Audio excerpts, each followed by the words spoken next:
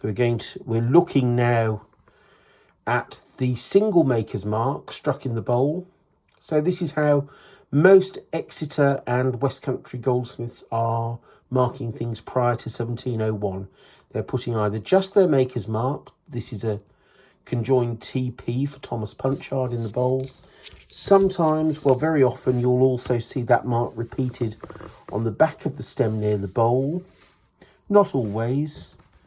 And you'll see here some lovely period prick dot engraving. Got AL to NW 1631, a little bit of decorative work there.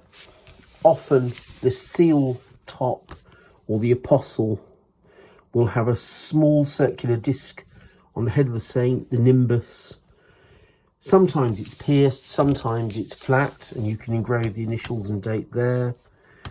Punchard was a bit unusual. He didn't put, as far as we can tell, a nimbus on the end of his apostle spoons.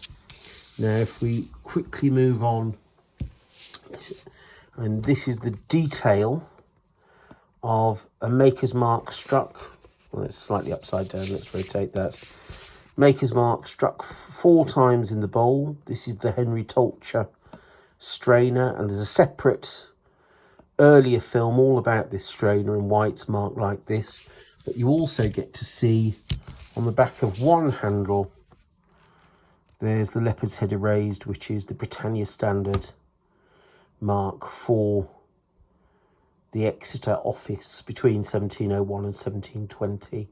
Although it was possible to make Britannia wares after that date, it wasn't banned, but most people made sterling.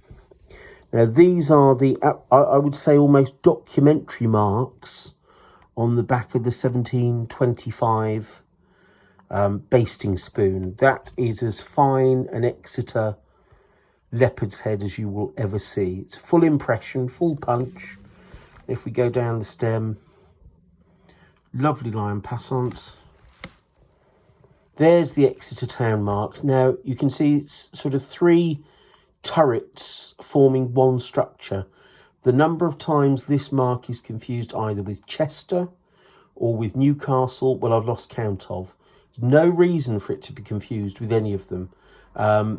In fact, the mark it is most similar to is Edinburgh, and honestly, all the other marks are different, so you shouldn't be confusing that by any means. And there's a fabulous date letter.